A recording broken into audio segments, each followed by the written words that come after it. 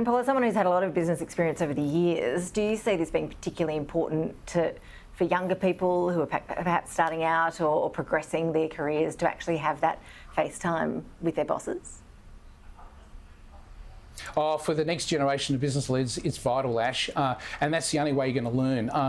You can do as much as possible on Teams or Zooms, but without having that personal interaction is very difficult. And that's why if we've got to ensure the next generation of business leaders have got as much experience and learn a lot. I mean, they're going to learn a lot when they're in front of their peers. They're going to learn a lot by watching other people do their jobs, and having them there in the office is going to play an important role in helping them and helping them for the future. And that's where the whole aspect of well-being and also, the mental health aspect is so important. And as we can sort of see through experience, is that having people working together improves, their workflow, improves their enthusiasm and drive and passion, and you can't always get that from being on Teams or on Zoom.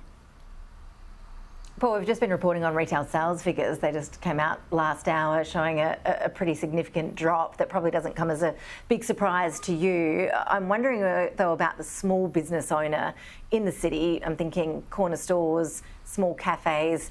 Have a significant portion of those gone under over the pandemic years or are most battling on? How are they doing? Oh, look, some are battling on, others have closed down, and you can walk through many of the cities across the country and you can see stores that have closed down, or coffee shops have closed down, or even restaurants. It's not just COVID, but we've also struggled in finding staff. One of the biggest issues that small and medium-sized businesses have been telling us is they can't find the staff, because last year we had a lot of people who normally come to Australia, that is a lot of backpackers. They've been spending their time in Europe because it was their summer, and it's only in the latter part of this last year that we saw some of them come back to our summer and being able to get jobs in the hospitality tourism space. And then you've had other businesses who rely heavily on overseas students, and as we all know, overseas students haven't been coming in, and now we're starting to see a large number of them coming back. And I think the recent announcement by the Chinese government about students studying online now have to be getting their degrees by face-to-face tuition. We'll see a large number of students now come in, which will then also help businesses find staff, because those students and those backpackers that are coming in the city want jobs, and I think this will be an opportunity for those businesses to take on those new workers that are coming in to Australia.